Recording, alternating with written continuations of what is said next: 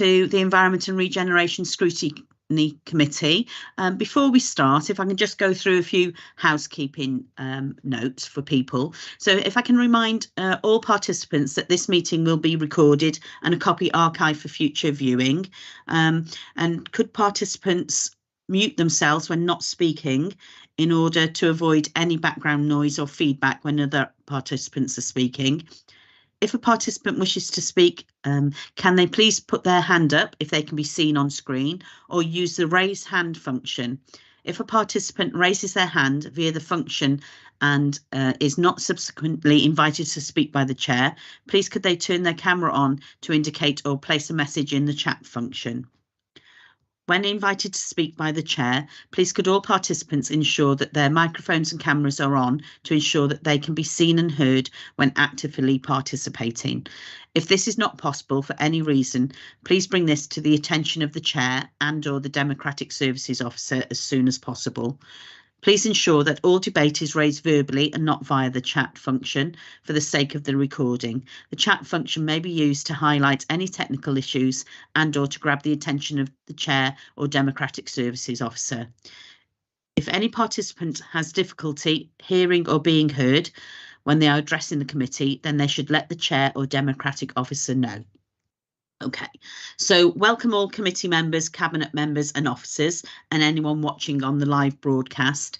The main purpose of tonight's meeting is to consider two financial update reports, the Q3 performance update report, plus a report for service activities and performance targets for 23-24. The final agenda item is the committee's tracking of recommendations and an update on our forward work programme. So if you can move to the agenda and begin with any apologies. Do we have any apologies for absence, please? Councillor Elliott Penn, Chair. Okay, thank you very much. Now on to the minutes of the previous meeting. Are all members happy? Councillor Iannucci, I can see your hand raised. Hi, thanks, Chair. I'd just like to add that the minutes don't say that I was in attendance at the last meeting, but I definitely was. So just ask if that could be amended, please. Okay, are we able to do that, Gareth? Yeah, we'll do, Chair. We'll put a note in this minute that the Councillor Iannucci was present, and we'll update our web page to show that to amend your attendance. Thanks, Chair. Okay. Thanks. Thank you very much. Thank you very much, Gareth. So is everyone, apart from that one amendment, is everyone else happy to note the minutes and to accept them? Yes. Okay. Thank you. Okay. So on to declarations of interest. Do we have any declarations of interest at all? No, I can't see anybody's hands raised, so I'm taking that no that we don't. Okay, if we can move on to agenda item 4, and this one is for the two financial reports. So agenda item 4 is the revenue monitoring update. So if we go over to Matt, who is going to present on this. So Matt, over to you. Thank you, Chair. So yeah, as you mentioned, the first report is the revenue monitoring for the period to the end of 31st of January, so the first 10 months of the year. The recommendations of the report are that the position with regard the authority's 22-23 revenue budget be noted, and also that members note the arrangements to offset the projected overspends in 22-23 as set out in the report. So the report starts with a committee specific summary. So this is the report that goes to each committee. However, for each committee is slightly tailored to have a committee specific summary at the start. So for this committee, the summary outlines the projected overspends within neighbourhood services and transport mainly, and those overspends are due to be funded 900,000 from our policy budget and 1.275 million from reserves. So the total overspend at the moment is projected to be 2.175 million. So the main pressures on the budget, most of them we've raised in earlier reports during the year, but just to outline, So we've had additional pressure on the budget due to the 22-23 pay award, which was greater than what we had originally budgeted for. We also had additional market forces payments for all our waste drivers due to the shortage in the marketplace for waste drivers. We've also had additional costs, especially over the last few months, on our potholing budget. Due to the weather, the road surface has started breaking up quite badly in areas. And we've also had additional budgetary costs with our recycling treatment costs for commingled recycling. So we were due to have rolled out the final phase of source separation by now, but due to the additional phase that was undertaken on the transfer station Atlantic train estate, the phase 3 rollout was delayed slightly. So we've also had pressures due to the pay award in building services, and we're projecting around 150,000 deficit there. And within the Place Directorate, we're projecting an overspend of 74,000, and that is after transferring from reserves of just over 1.1 million. And the main pressures within Place are a shortfall in income, both in planning fees and income at the Vale Enterprise Centre. Additional costs to do with the local development plan, projected deficit on building control trading account, various regeneration projects which are being funded through the budget, improvements within country parks, and also the additional 22-23 pay award. So the report then goes on to discuss the corporate position, and there's a table 1 to the report, which sets out all the budgets for each directorate, the projected spend, and then any projected drawdown from reserves or transfer into reserves. So currently we're projecting a balanced budget overall. However, that's after a drawdown of 12.2 million from reserves, or projected drawdown of 12.2 million from reserves. So some of the pressures, corporate pressures I've just discussed, so additional pay awards. We've also seen inflationary pressures throughout the council, things such as school transport, and just inflationary pressures in energy costs and things that we purchase. Also, as part of the report, an additional budget allocation of 1.5 million has been made available to schools, and that has increased our overall base budget to 290.574 million, and that additional 1.5 million is being funded through additional council tax income in this financial year. The report then goes on to detail some of the main variances within each directorate and the likely drawdown from reserves. So there's a table in each section and for each directorate. Appendix 1 to report then includes the details of efficiency savings for this financial year and the RAG status of each of those savings. Table 8 to the report provides a bit more of a detailed estimate of the drawdown from reserves. So we draw down from reserves to fund revenue budget, but we also draw down quite sizable amounts to fund our capital programme as well. So that's detailed within that table. So the opening balance of reserves as at 1st of April 22 was 127 million. And currently the projected balance as at the end of this financial year is 100 million. So utilising 27 million of those reserves. The report then goes on to provide an update on our treasury management and the monitoring of our treasury management. So again, there's a table within the report. Table 9 provides details of the opening balances of all our loans, which is just over 153 million. the amount that we've received during the year, which is 3 million, and then the amount that we've repaid during the year, which is 7.861 million. And therefore the balance as at 31st of January is 148.486 million. So that's our loans, and table 10 then provides an update on investments over the same period, so to the end of January. The opening balance on our investments is 93.62 million.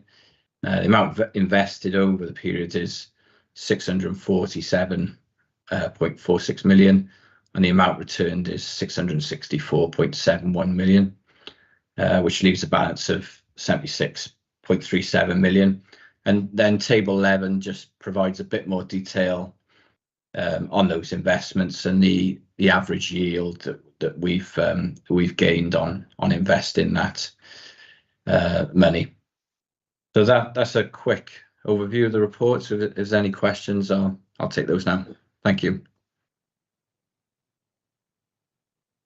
Thank you, Matt. I've got Councillor Champion who'd like to ask a question. If you want to go ahead, Councillor Champion.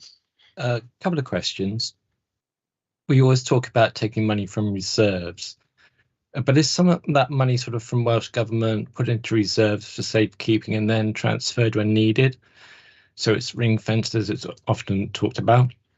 And just on table 9 and table 10, what is sort of the interest we're paying on the loan compared to what's the interest we're getting for our investments?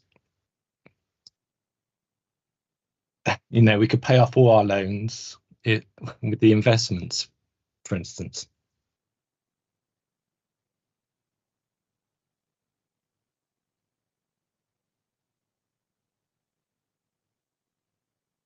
Okay, so yes, with regard reserves, we do sometimes receive, or we have in the past received funding from Welsh Government for certain projects. Sometimes we're not able to spend within the year, so we carry that money forward.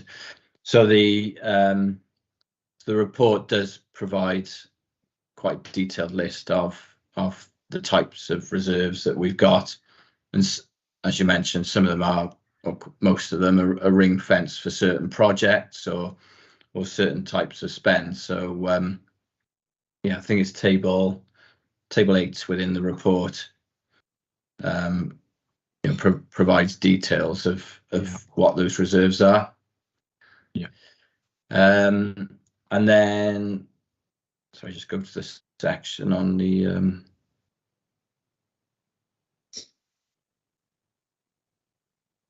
investments then. So on our investments, let's say table 10 provides the yield on our investments per month, and yeah, paragraph 2.66 shows the average rate of our new loans. So our new loans are borrowed at an average rate of just over 3%, and maturing debt was repaid at an average of 4.91%. However, what the report doesn't really provide is the rate on all the loans.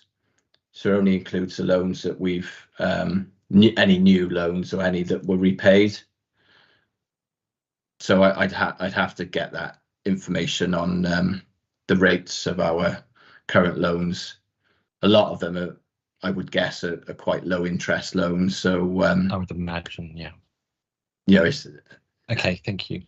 When we're getting 4% on our investments, obviously, you wouldn't want to repay a loan at 1 or 2% when we're investing that money and getting a higher percentage. But yeah, I can try and find out. It's the other way around is the issue, isn't it? If we're paying a lot for our loans and not getting much on investment.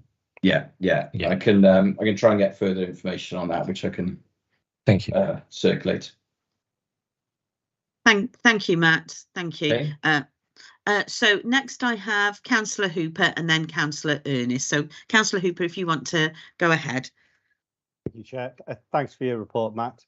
I'm just wondering, we're 2 months out for the end of the year. Is there anything that you sit, but we're obviously only 2 weeks away from the end of the year. These are 2 months out. Is there anything that we should be expecting that's likely to come through in the next 2 months that would affect the broad position we're in now? Thank you.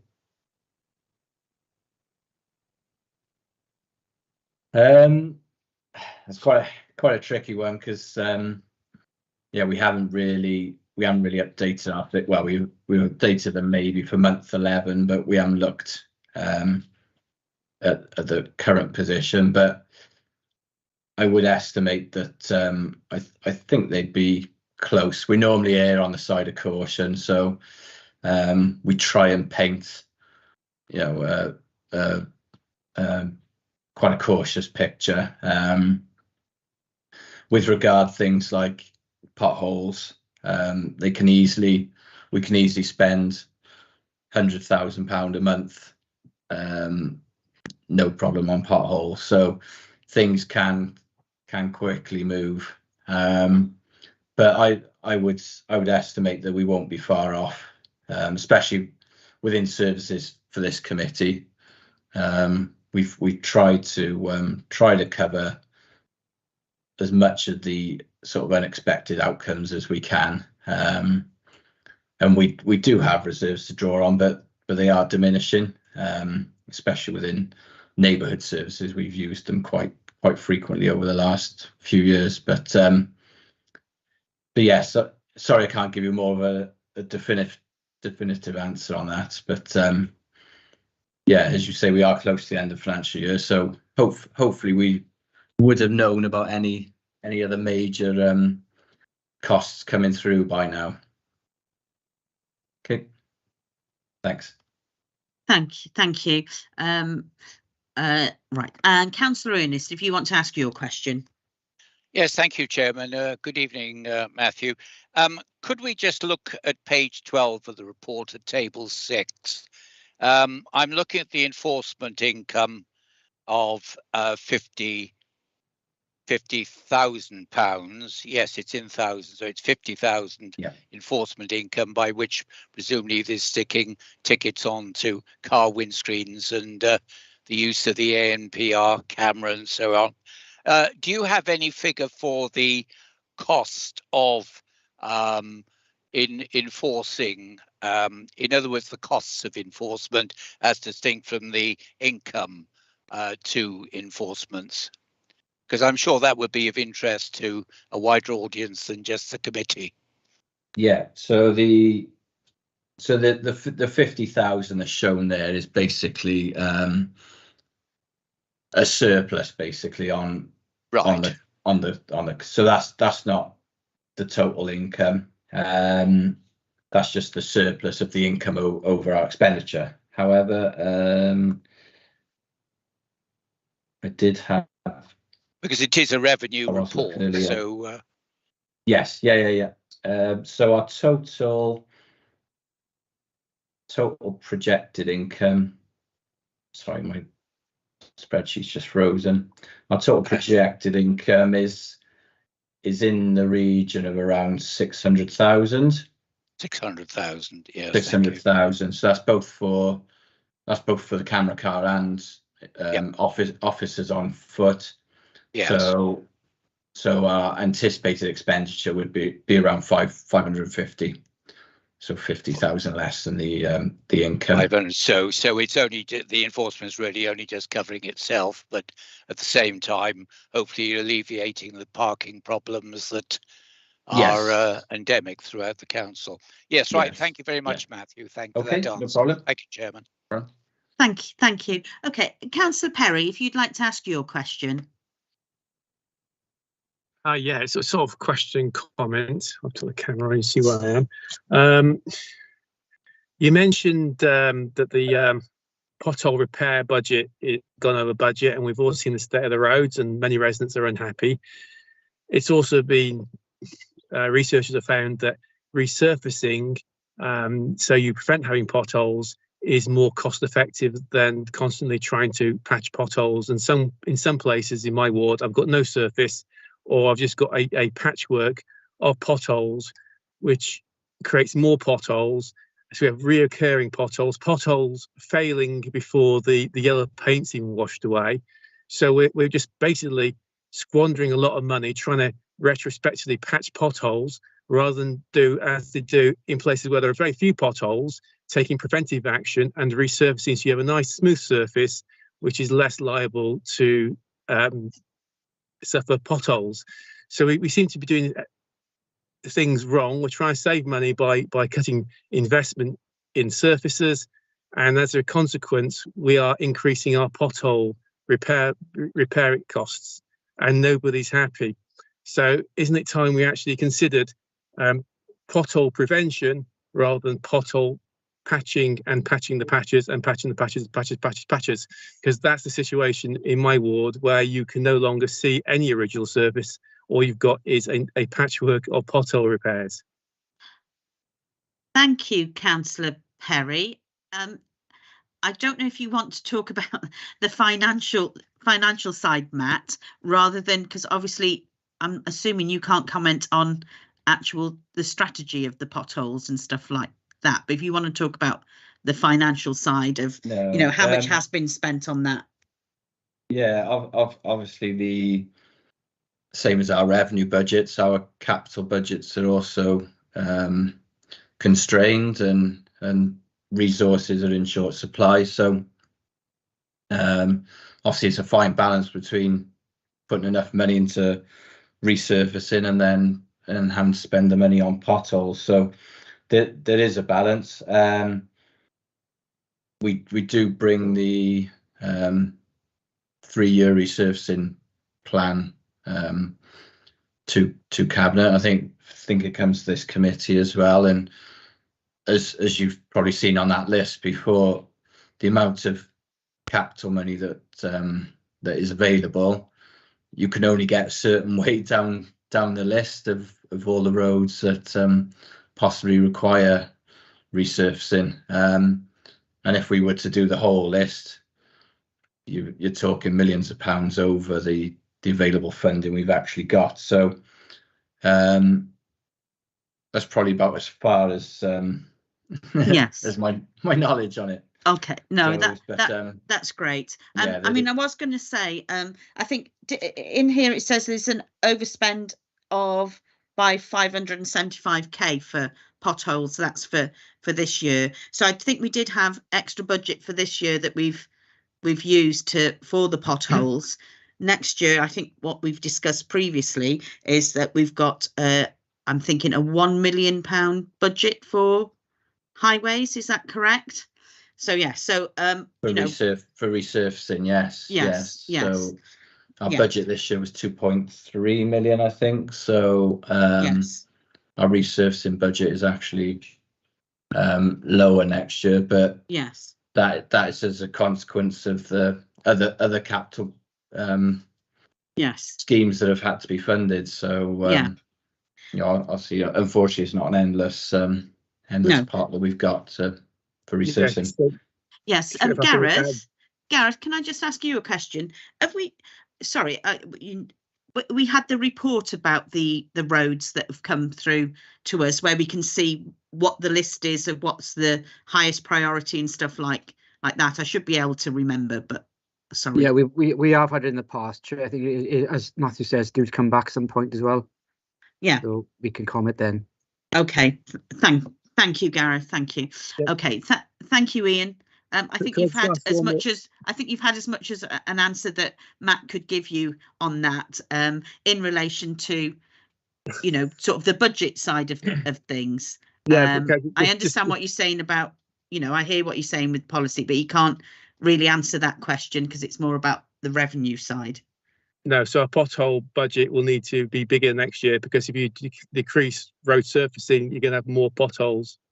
So next year we're going to be sat here again looking at even more overspend on potholes, I think, potentially.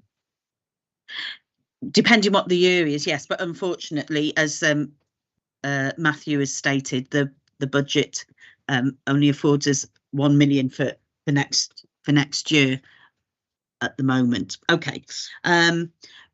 Right. So are people happy with the recommendations that we have? I don't see anyone else with their hands up. So we've got 2 recommendations for this agenda item. So the first one is that the position with regard to the authority 22-23 revenue budget is be noted, and that members note that the arrangements to offset the projected overspends in 22-23 as set out in this report.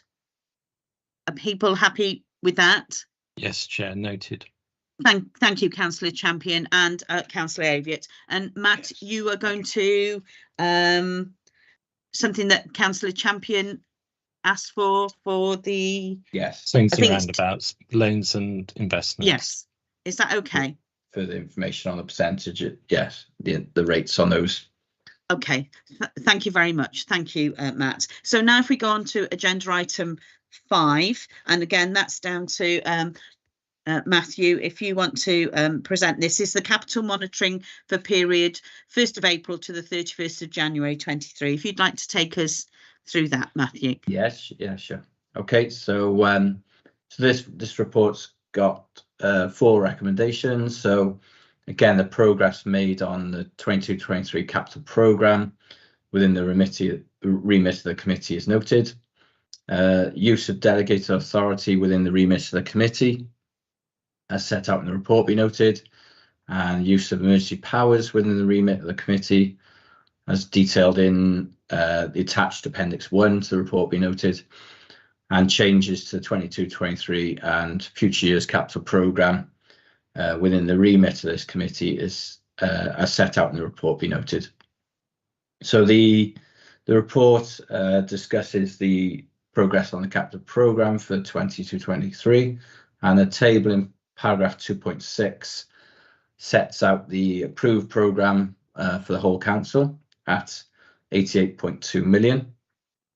And then if all the requests within the report to amend the capital programme are approved, the revised forecast outturn for this financial year is 79.6 million, and spends the end of January is currently at 42.7 million. So schemes are being closely monitored throughout the year to identify any overspends or slippages. We've seen cost increases through increasing costs and delays through shortage of supplies, etc. So as part of this report, slippage of 8 million has been requested. That's for the whole council, not just the committee. And then further slippage, if required, will be reported as part of the capital outturn report, which is done after the end of the financial year. There's also a new section in paragraph 2.7, which reports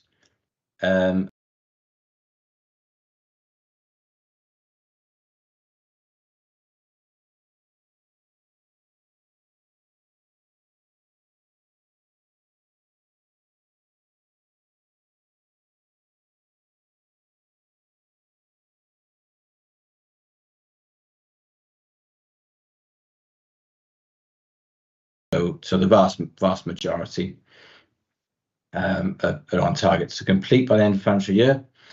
Appendix 1 details progress on the capital programme as at 31st of January by individual scheme.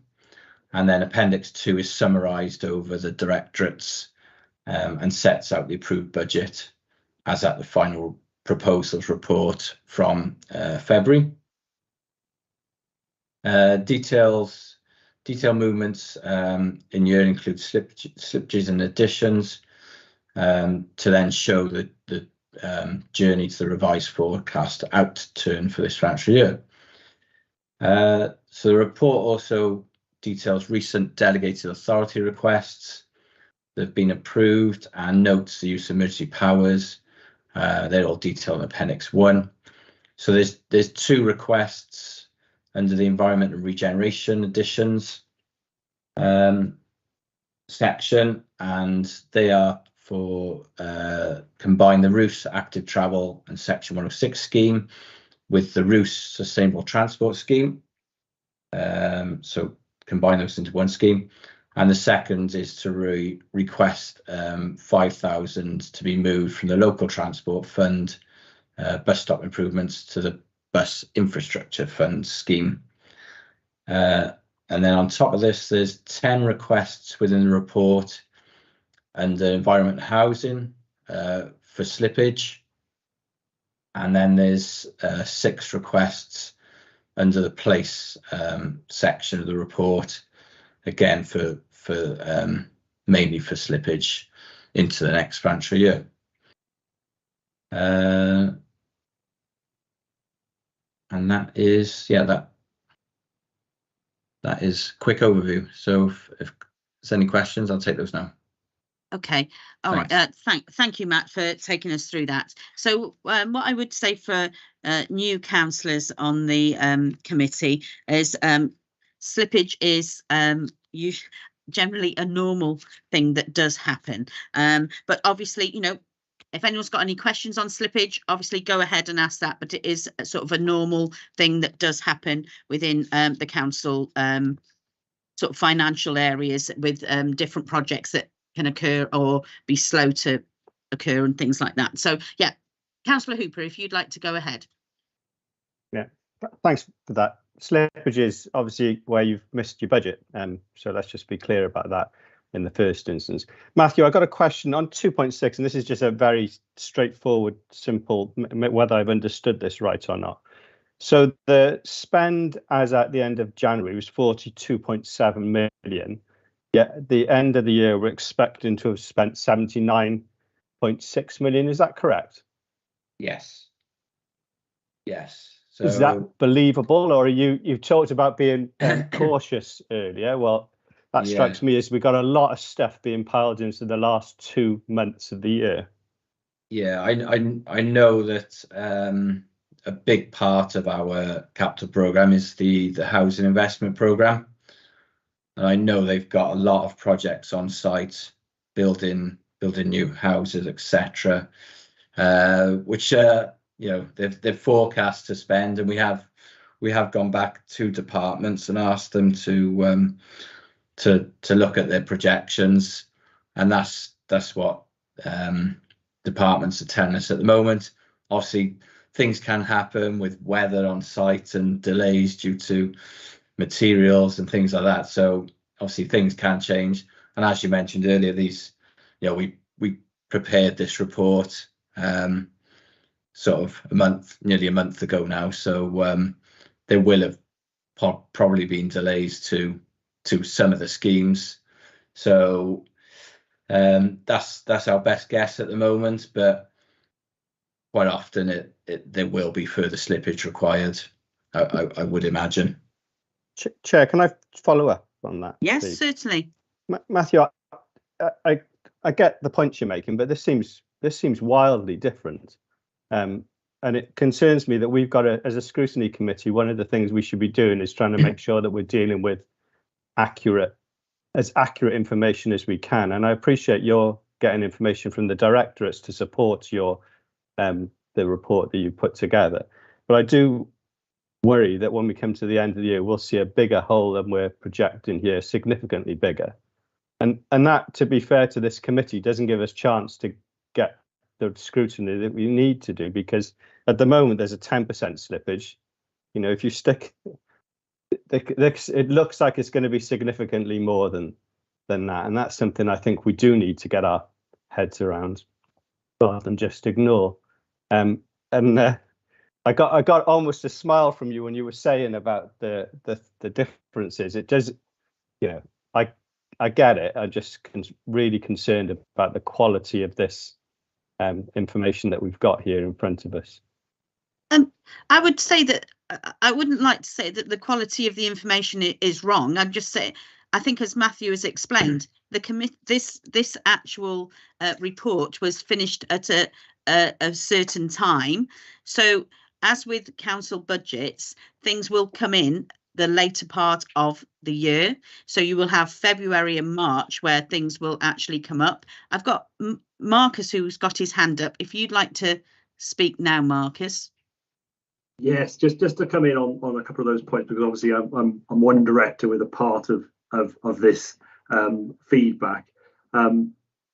It's important to note that a large portion of the figures that Councillor Hooper's referring to there are housing figures, which aren't, firstly, they're not covered by this scrutiny committee, so wouldn't actually be scrutinised by this committee. So just to point that out. Secondly, if you look at for example, place, I can pretty much guarantee you that those figures are accurate in this report. As Matt indicated, there's been a really rigorous exercise carried out by the accountants going back and forth with project owners and ensuring that what is being put down in respect to slippage is accurate and is set out clearly as to why that slippage has happened. So I can't talk for my colleagues in neighbourhood services, particularly not for some of the areas which aren't even covered by the scrutiny committee.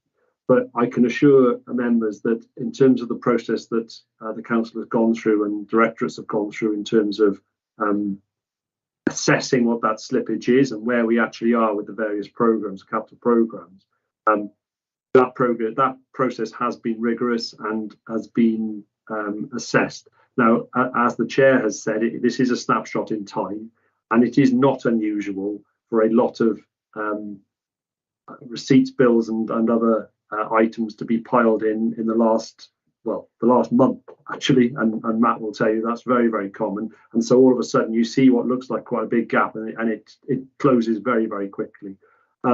So I think at this stage, what I would say is I'd be surprised if it's a long way out from what you're seeing in front of you. Certainly for place, I'd be very surprised, but I would be fairly confident that what you'll get for the place directorate is what is pretty much what's shown in this figure. I think I would certainly for those areas which are covered by the scrutiny committee, I think I would say the same for colleagues from neighbourhood services, although they're not here tonight to say that, but I'm pretty sure that's what they'd be saying. So just to give that comfort. Thank you, Marcus. And I suppose one of the other bigger things that perhaps we don't cover in here is that the slippage that is due to the building that's over on the Bendricks for the housing side, where the actual company went into liquidation. So the money that would have been spent there hasn't, because of what's happened to that company. And I know that they're actually getting another one in place to restart the building. So that money will be spent. And I think if we look at any other committee within scrutiny committee, you will see that there is slippage within other scrutiny committees as well. And I think that's in this report here. But I understand what you're saying and your concerns, Councillor Hooper, and it's always good, to sort of raise those concerns and have the answers given to you. So Councillor Iannucci, if you'd like to ask your question.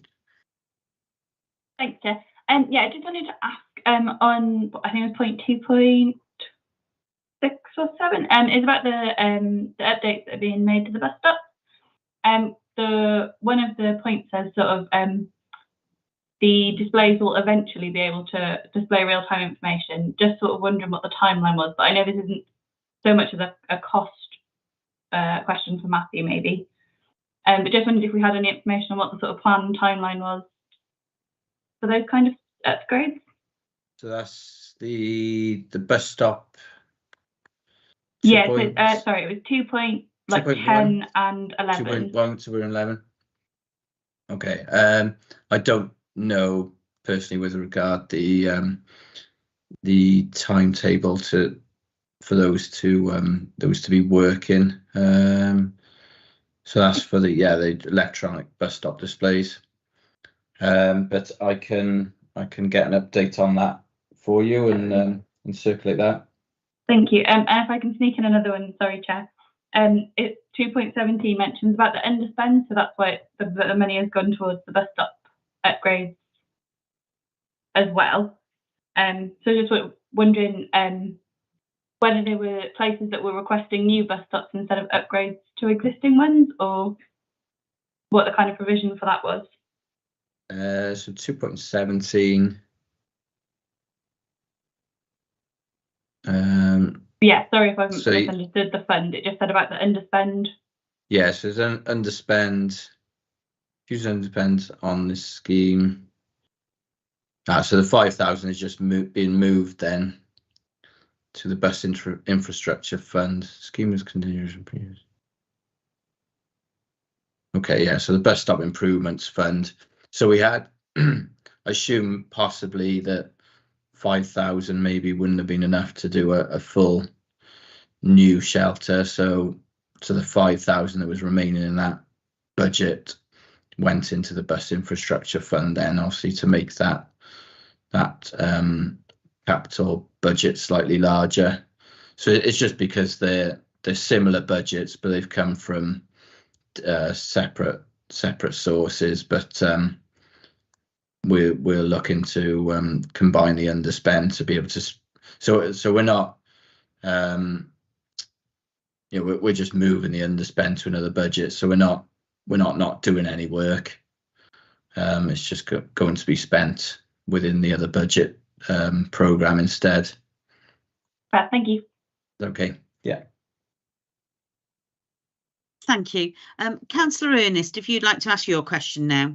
Yes, thank you, Chairman. Could we just look at item 2.47, which is Cowbridge Livestock Market? I remember discussing this project around 11 years ago, and we still seem to be at a situation where not a lot is happening, so far as I know. But do you know, Matthew, what the progress is on this scheme? Obviously, we're running into 23-24, and you're just proposing 22,000 for a bit of resurfacing of the area. But what is the expected implementation and completion of this project? And I have a second do you know point. more, Marcus? Yes, I'll come in back. That's okay, Marcus, Chair, on that. Yeah, I don't really know what scheme you're referring to, Councillor Ernest. Obviously, there have been previous schemes earmarked for Cowbridge Livestock Market in the past. They've been dropped and are not progressing. Right. Cowbridge Livestock Market was some years ago demolished and removed, and the site was returned to use as a meanwhile use for a car park.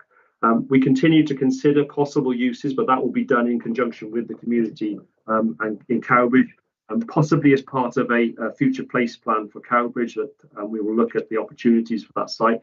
That being said, what that money there is identified for is to sort of renovate some areas of the car park which have become worn following the demolition of the Cowbridge Cattle Market. So at this stage, its use as a car park will remain its primary use. It's obviously a free car park at the moment. And there will be some works done in the new financial year to improve areas where potholes have come back again. They always come back. It's a hardcore surface car park, and unfortunately, over time, potholes do come back. So that money is being carried forward to allow us to do some maintenance work in the new financial year. Right. Thank you very much. Thank you, Chairman. I have a second point, if I may. Yes, this is really an admin point.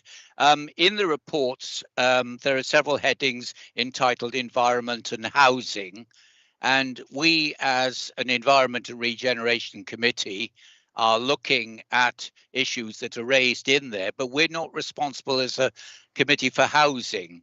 And I'm wondering why we are still on this committee getting housing issues, if you like, coming forward in a report for the Environment and Regeneration Scrutiny Committee.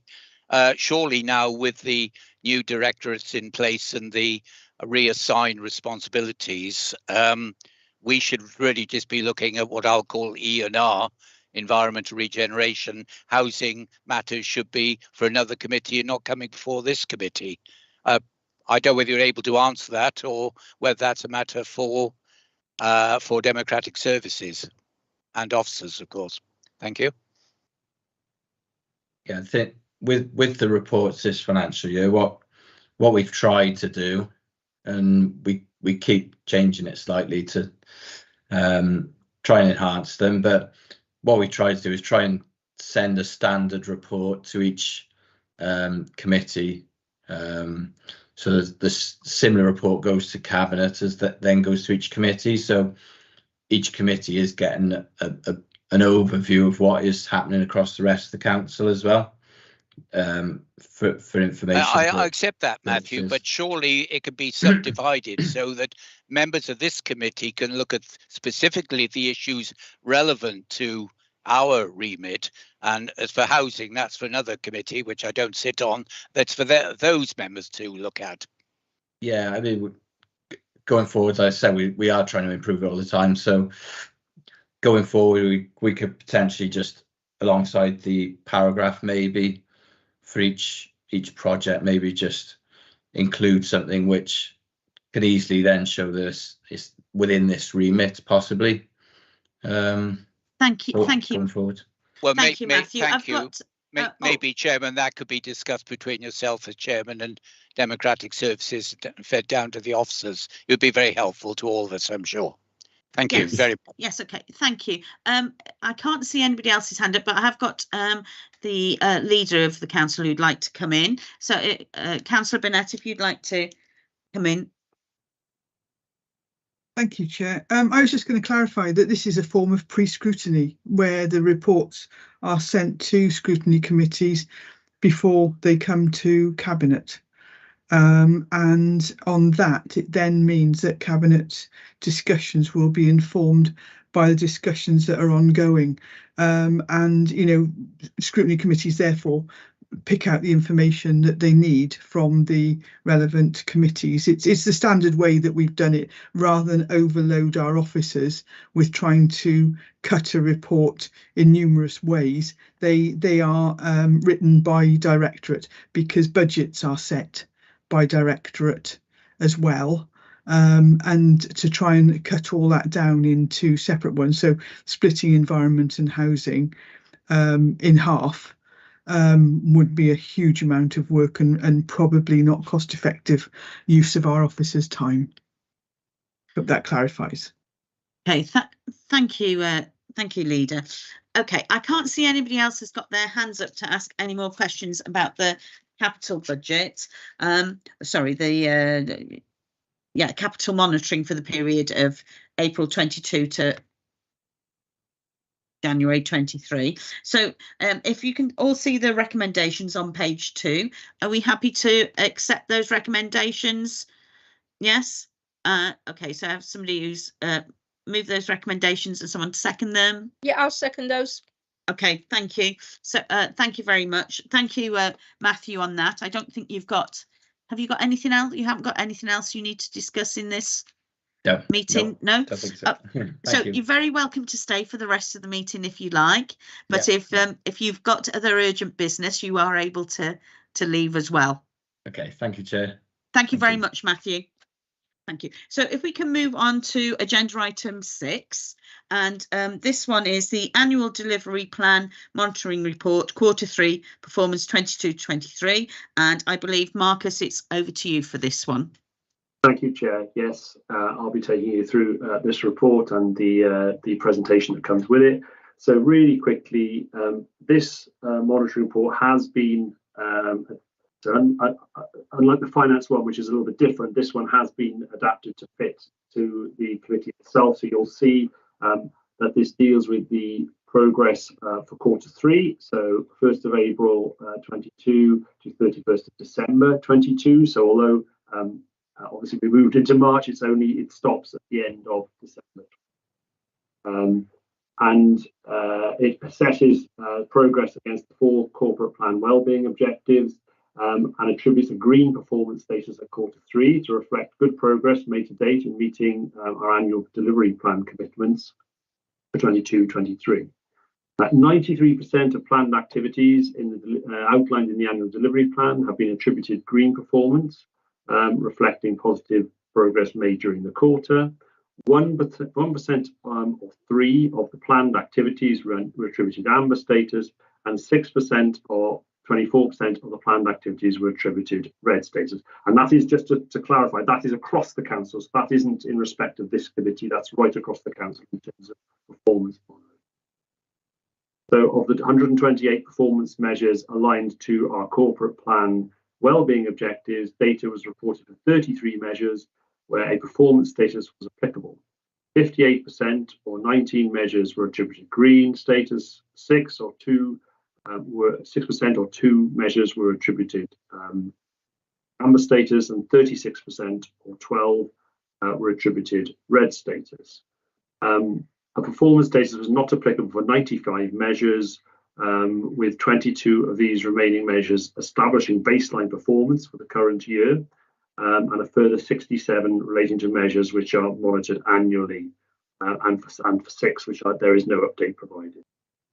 In relation to activities within the remit of Environment Regeneration Scrutiny Committee, 96%, or 104 out of 108, were attributed green performance status, and 4% were attributed red status. Of the 6 measures reported, 83% or 5 were attributed green performance status, and 1% or 17 were attributed amber status. This quarter, the performance exceptions have been revised to reflect the changes requested by elected members following a workshop in July 22 on performance monitoring of the annual delivery plan. For ease of reference, the performance exceptions are aligned to the Scrutiny Committee's remit now, so this is what we're talking about in respect of clarifying matters, and highlight the current status of red performing actions identified in the previous quarter to show the direction of travel, and whether remedial actions have been undertaken to actually improve progress in these actions. This report seeks elected members' consideration of the quarter 3 performance results and the proposed remedial actions to address areas of underperformance. Upon consideration, the committee is recommended to refer their views and any recommendations to Cabinet. Just to add, I'll go through the presentation which follows this and explains a little bit more about the performance. There is also attached here the Strategic Insight Board Insight Tracker, which progresses actions or assesses progress against external regulatory recommendations and proposals for improvement. I will just quickly run through that for members. So the report outlines our progress at January 23, quarter 3, against our external regulatory recommendations and proposals for improvements. In line with our corporate performance management arrangements, consideration is given by relevant council services to the findings in both local and national reports as they are published, and actions have been incorporated into the council's SIB, Strategic Insight Board, Insight Tracker, throughout the year as appropriate. These are monitored by the Strategic Insight Board and reported to scrutiny committees. So this isn't broken down. Just to clarify, this is across the council. And I'll stop at that point on that particular issue. So what I will move on to is the actual quarter 3 performance monitoring and the presentation that comes with that. And if I just Chair, are you okay if I share that with the screen with members so they can see that? Definitely. Yes, please go ahead. Okay, bear with me. There we go. That should now be shared with you, hopefully. And so, as I said, yes, we can see it, Marcus. Thank you. Thank you, Chair. As you can see, there are 104 actions, or 96%, which are green, alongside 5 measures, or 83%, which are also green, in respect of this scrutiny committee. There is 1 measure that is amber, and there are 4 actions which are red. I'll come on to those actions which are red after I've just gone through the presentation so members can see it. And just here, as we always do, run through some of our oops, I've gone too quickly. That's me going too fast. Sorry, apologies for that. Some of our areas where we've achieved well, what we've achieved this quarter. We've secured additional grant funding under Objective 1, working for and with our communities.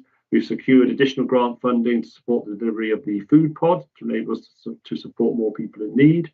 We've delivered 10 additional bus stops being upgraded using Welsh Government grant money, improving accessibility for the public. A further £500,000 of Welsh Government funding has been secured to upgrade bus shelters, including e-timetable displays.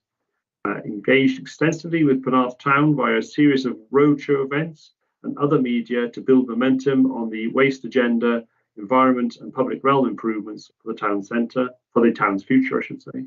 And we've worked to encourage behaviour change to shape our climate change challenge work.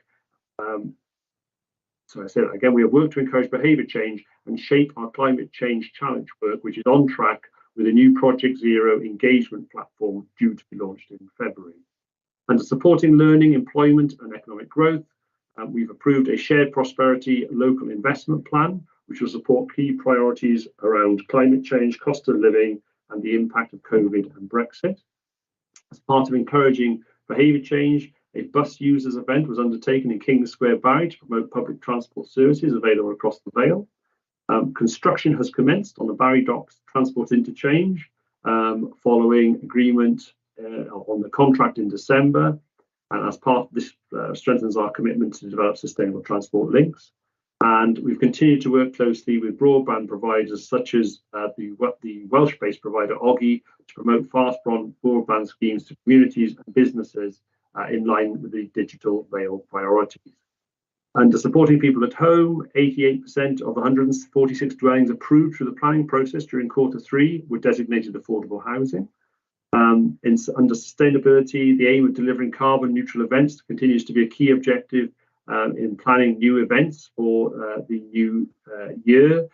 Some events over the autumn and Christmas were planned not using single-use plastics and using recycled materials for activities. Hosting popular events over Halloween, bonfire night and Christmas across the Vale have increased the focus on town centres, as well as highlighting the Vale as a visitor destination. The new 5-year local housing strategy has been approved with a focus on increasing supply of good quality homes, although I think that probably should be for the Homes and Safe Communities Scrutiny Committee. And finally, objective 4, green flag status awarded for 10 sites across the Vale.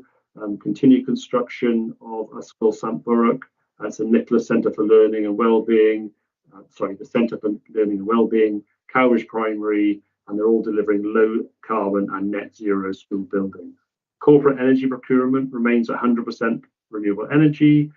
In line with our priorities, we're increasing the number of electric vehicle chargers and installations at the Alts Depot and civic offices, and these will be going live soon. Obviously, remember, they've already gone live, but this is the quarter before. And renewed hybrid working requirements have been agreed as part of the surveys to inform operating models for the future. I jumped on to the performance snapshot, which you've seen. I just quickly at this point go on to the actions which are red, if that's okay, just to run through. And just to point out that within these actions, just shows you how many officers are dealing with. There is one action which has slipped through, which is actually not for this scrutiny committee, which is this one, RPAO 22, working with colleagues in social services and housing to construct a review of the council's adaptations teams. That actually should be for the Homes and Safe Communities Committee. So just to advise, it says 4, it's actually 3. So just to confirm that. So in terms of those actions which have slipped, the first is to provide training for staff and members on climate change as part of raising awareness, changing behaviours and transforming services. That was red in Q2 and remains red in Q3, but it will be resolved in the current quarter we're in, and that is in connection with the training that will be made available for both members and officers going forward, and was basically related to capacity and having staff available to deliver it. In respect of preparing an updated carbon management plan with appropriate recommendations and actions for 23 through to 2030, that had slipped to red and was unfortunately due to a member of staff who had been leading that project, leaving the council to go to work for Caerphilly Borough Council.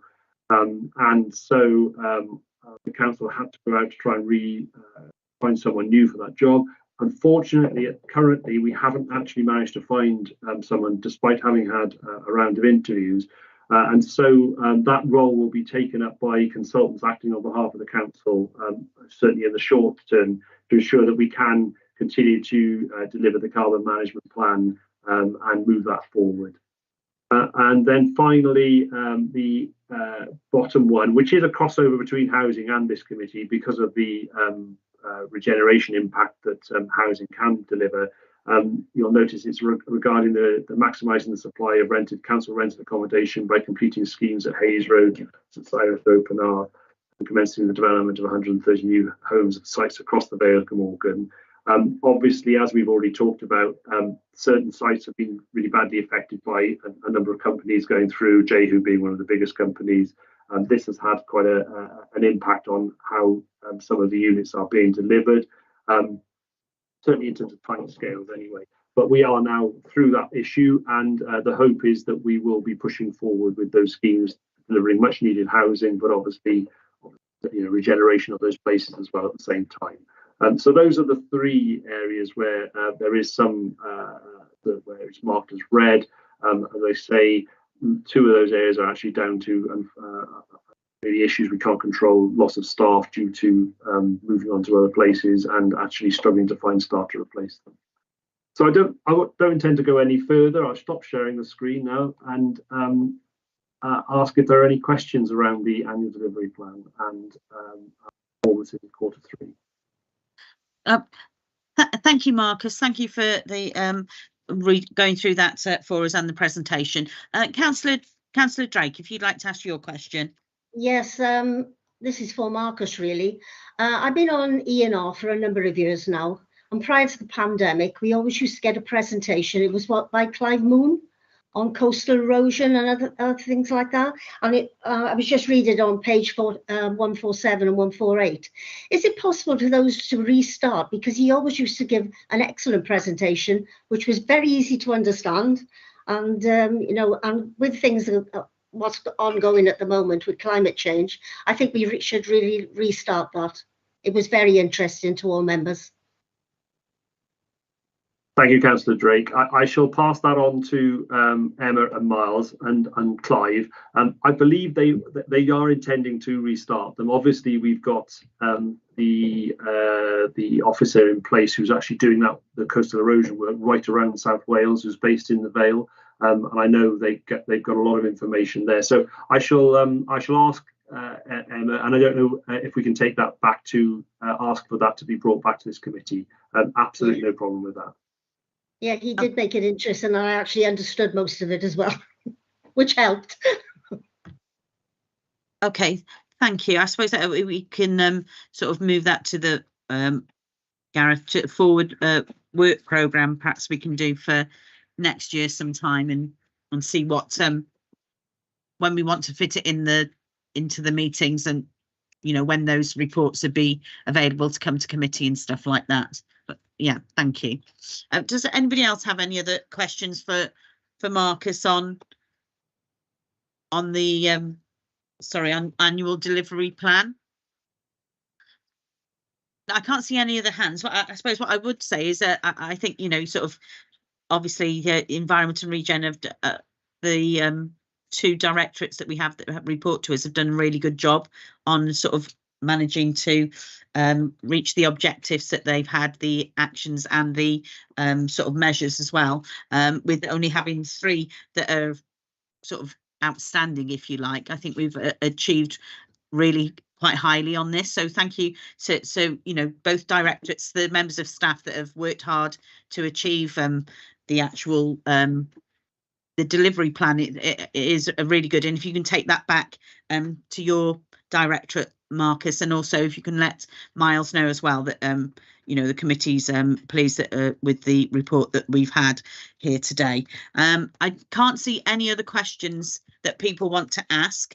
If we're happy to move the recommendations, I think there's page 6 is the recommendations, and I think there's four recommendations on there.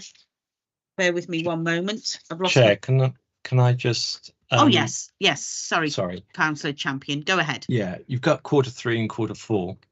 Q2 and 3. Will we see Q4 alongside 2 and 3, etc.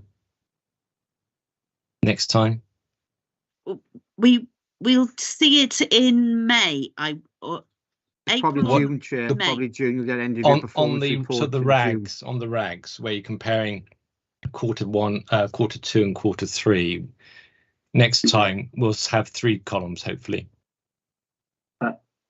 The intention, I believe, is that it was. Sorry, Chair. That just to come across on that. The intention, I believe, is you keep referring back to the quarter. I can ask Democratic Services because obviously these are prepared separately by Democratic Services or by Central Services. I could ask Tom Bowering if they could keep the second quarter in if you wanted more, and I shall take that back to Tom Bowering and ask him to refer back to you, Councillor Champion, if he has any issues with it. Otherwise, I assume it'll be no problem to do. Okay. Thank you. Councillor Hooper. Oh, you're on mute, Councillor Hooper. Sorry, Sandra. I've just had a message from Stefan saying he's trying to get in and ask a question and can't put his hand up and is muted. Sorry. I don't know whether someone can unmute him. Okay. He'll have to rejoin. Sorry, Chair. Oh, I think he might muted himself. He'll have to rejoin. Right. He's joined by his phone. Right. Okay. If he's able to hear us, if he can do that, if you can rejoin and then come back in. Sorry, I've just said that twice, haven't I? Say rejoin and come back in is saying the same thing. Yeah. If I don't know whether he can hear us at all, Councillor Hooper. I don't know. I'm trying to. He can hear you. Yeah. Okay. Yeah. If he wants to can he leave and come he back can't in. get in via audio, can he? Sorry. I think he's coming on his phone, so it's slightly different. I think is what Gareth Davis is saying from Democratic Services. Yes, Chair. If they join with the phone, we don't have any control over their muting and unmuting them. So if Councillor William can unmute himself, it'd be some function on his phone that I don't have any control of. Sorry, Chair. Okay, thank you. I mean, I suppose he could put his question in the chat, and I'm quite happy to read it out.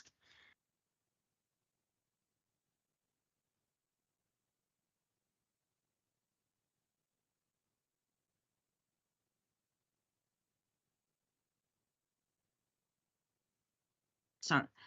Okay, I can't see anything in there at the moment. I can't see him typing. So perhaps if he does leave and try to come back in again, we can always come back and ask a question, I suppose. But if the majority of people are happy to move the recommendations on this, is everyone happy with that? Yeah. Yes, thank you. Okay, so Marcus, you might have a question later on that, if that's okay, if he can get back in. Okay. Right.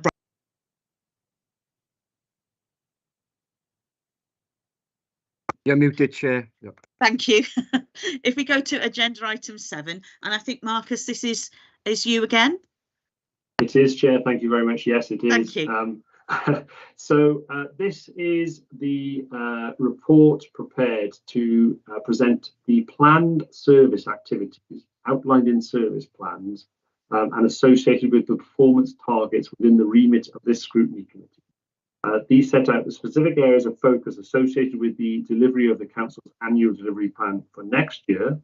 Sorry, my screen went blank then. For next year, as aligned to our corporate the Council's annual delivery plan, and as aligned to our 4 corporate plan wellbeing objectives. I won't go through the preamble there, which talks about why we're doing that. Obviously, members will be aware that the requirements for the annual delivery plan are subject to both the bits of legislation highlighted there in the summary. But we, as you know, in line with our statutory duties, we continue to review the relevance of our wellbeing objectives. As a result, going forward in 23-24, we are assured that our corporate plan wellbeing objectives and associated commitments outlined in the annual delivery plan, which is attached to the background papers to this report, so that's next year's annual delivery plan, I should say next financial year, are relevant in delivering the outcomes for the Vale of Glamorgan citizens and contributing to the national wellbeing goals.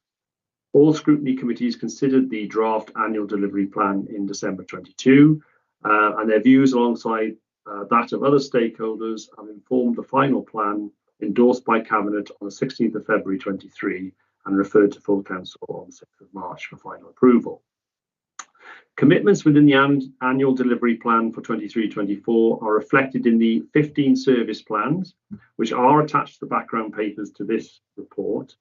These plans show how individual service areas will contribute to the achievement and overall delivery of our 4 wellbeing objectives and how resources will be deployed to do so.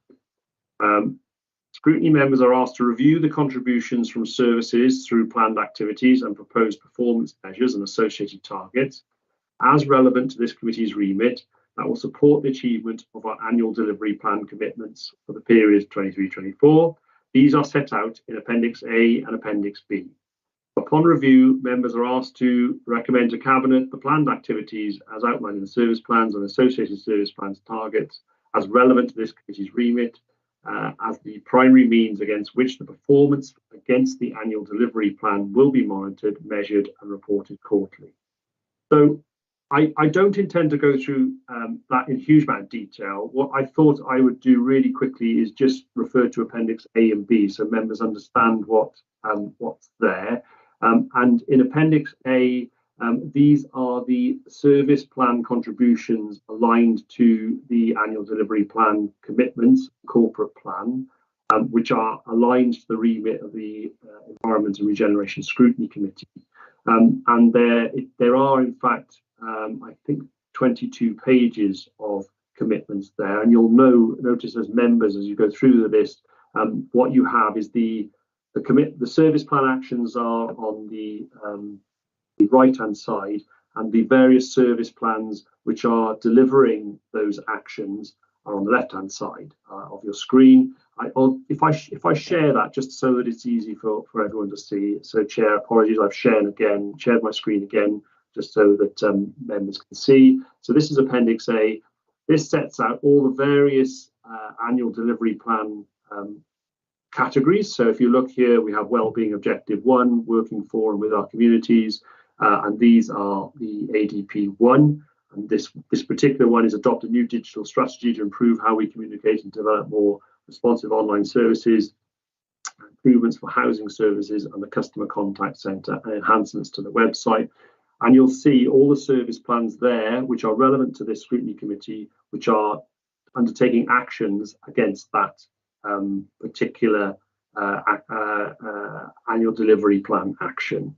And that continues all the way down. Unless members want me to, I don't intend to run through each one of these individually. I think we all would lose the will to live if I did that. So, but I just wanted to explain how that works, in case members had any, if they had been looking at it and wondering what it essentially meant. So within that, as we go through, you'll see all these various annual delivery plan targets, actions, and also you'll see that it's broken down into. If I move on to the next one, with me.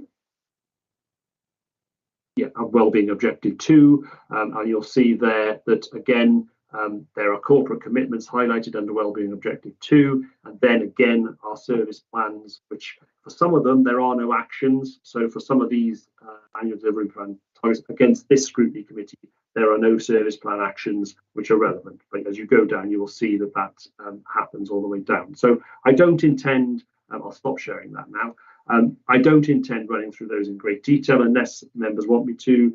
And then the other thing I wish to really quickly show was in respect of targets against which we will be assessed in the next financial year. Appendix B sets out all those targets within service plans, and these are measured targets, which measurement will be taken against. And my eyesight is really poor on this screen, but I can just about read it. And for example, one target is action is supporting economic growth through regeneration, improved infrastructure, and support for town centres, tourism, and industry. And within that, there are a number of different actions for both colleagues and neighbourhood services. For example, from Placed is percentage of household or planning applications determined within 8 weeks, subject to planning performance agreement or extension of time, and will be measured against that rating, and we will give percentages, and that is what you will see as red, amber, and green when you get your reports back on the annual delivery plan. So again, I don't intend running through each of these for two reasons. One, there's quite a lot of them, and two, I've forgotten my glasses and I can't read them all on the screen, so I'll be struggling, and you'd see me very close to the screen. So again, anyone got any questions on either the service plan actions or targets, I'm happy to take them. That's probably as far as I would go with that report. Is now exiting. Thank you, Marcus. I've got one hand up at the moment. Councillor Champion, if you'd like to go ahead. Hi, Marcus. In the earlier thing, they were talking about putting electric charging in the Alps. On here, it's saying it's closing the reception on the Alps. Somewhere else, we've heard they're moving all the lorries to the new recycling. What's actually happening to the Alps? As far as I'm aware, the Alps are staying there, and it will continue to operate. I think when it says about closing the reception, I think that may be in terms of people collecting bags and other items in relation to recycling. I don't think that's in relation to actually closing the Alps. The Alps will remain the main depot for operations, as far as I understand. So I think those charging points and everything else that we put in, they'll continue to be used. Okay. Thank you. I can't see anybody else has got their hand up. I suppose one of the things that I wanted to ask you about, and that is it's ADP 23. It talks about sort of regeneration, I suppose, economic regeneration, things like that, and it's just with the changing way that people actually shop now. I know that the Regeneration has put in quite a lot of work into getting updating town centres and things like that. What sort of other sort of plans do you have sort of coming forward to sort of support people being in the town centres and spending their money there, if you like? That's a really good question, Chair. What we will be doing in the next financial year is working with colleagues in the 4 main towns in the Bay of Glamorgan to help develop what we call place plans, which are place-making plans, which is it's a bit of a concept that's come from Welsh Government, but actually it's about developing plans which try and support maintain those town centres as shopping centres, but also other centres for other operations, businesses, community uses, health uses, and for example, the one that's probably most advanced is the one we've done for Barry. We started work originally as a master plan for Barry, but we've in the process of developing it, and the way Welsh Government has worked has changed. So we've had to adapt what work we were doing to fit within the Welsh Government requirements. And so it'll be a double-edged sword, really. That will allow us to bid for Welsh Government funding for projects which are deemed suitable to go into the placemaking plan. But also it will allow us to sort of plan a little bit more holistically what we need to do to those town centres.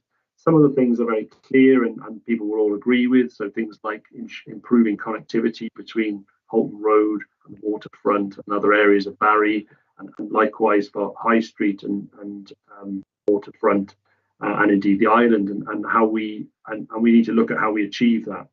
So the placemaking plans which I referred to will form the basis for bidding for funding going forward, not just in the next financial year, but well beyond that.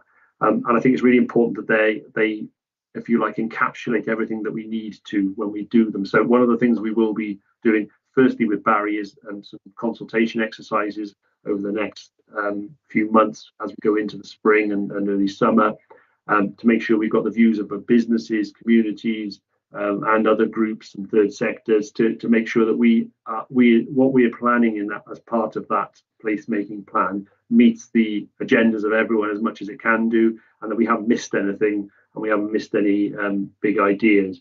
But I think what I would say, the work that's been done on that so far has brought together colleagues in transport, active travel, other colleagues across the council with social services and other areas, so that we can build on certain assets we have in the town of Barry, for example, but also ensure that those where we need to, we can focus our attention in terms of significant improvements. And I'll give you an example of that. That's probably the best one we can give at the moment is probably the transport interchange, where we're obviously working around the council assets to develop improved public transport access to both Holton Road and the waterfront.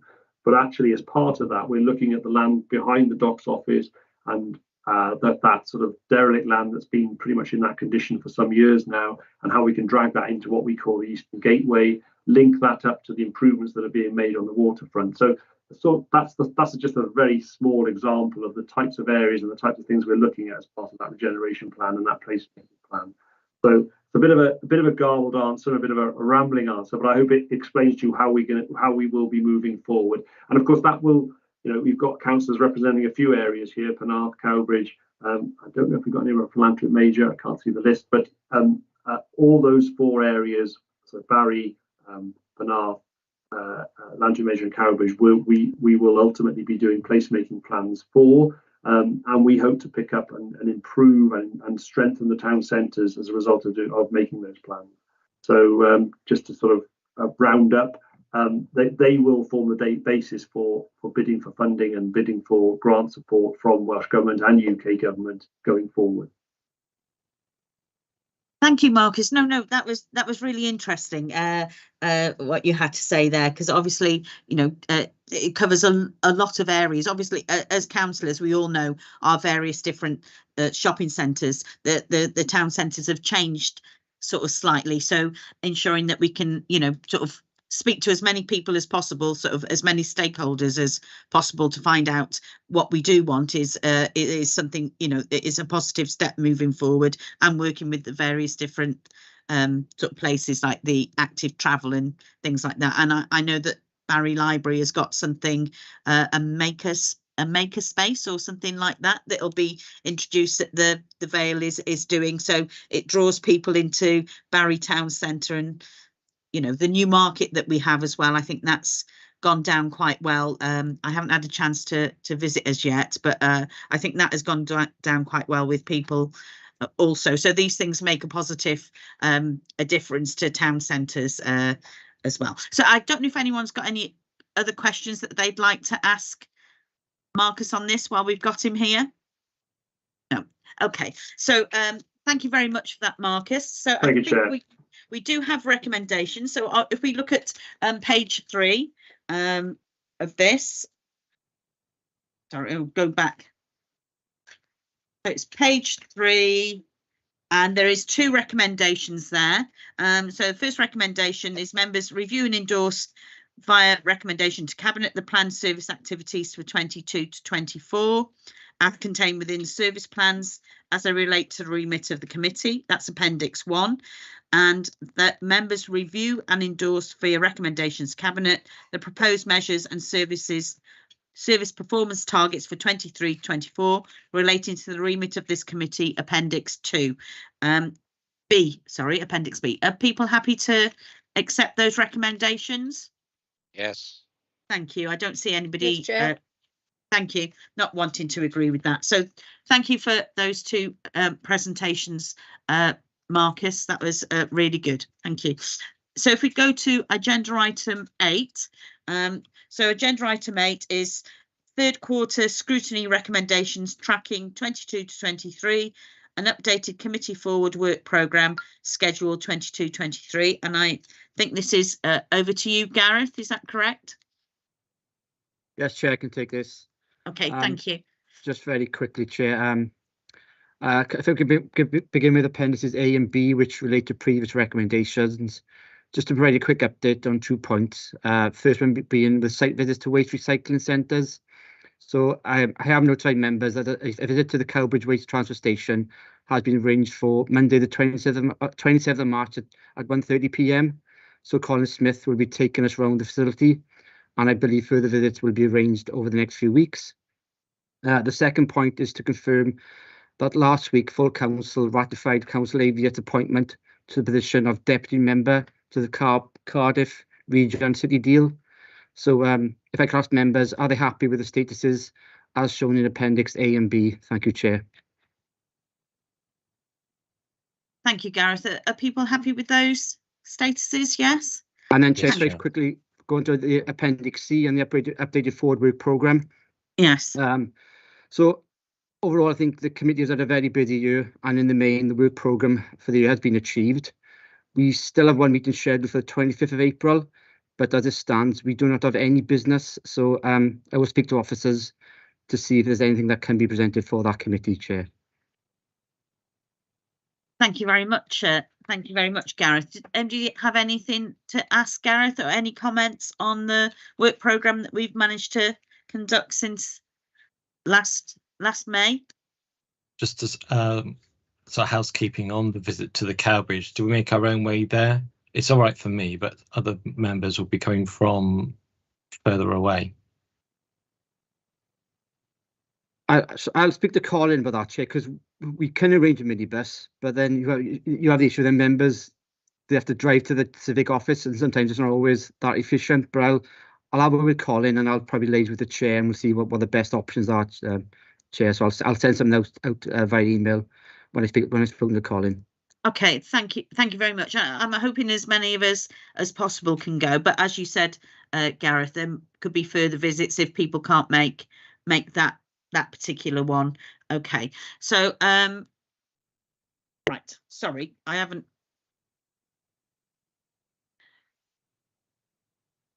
Okay, so we've got a couple of recommendations on here. Did you already say this, Gareth, and I'm repeating you? Basically, Chair, yeah, it's just a statuses and appendixes, Yes, A and B, and then if members are happy with the full work programme, for it to be uploaded to the website, Chair. Yeah, is everybody happy with that? Those two recommendations? Yes.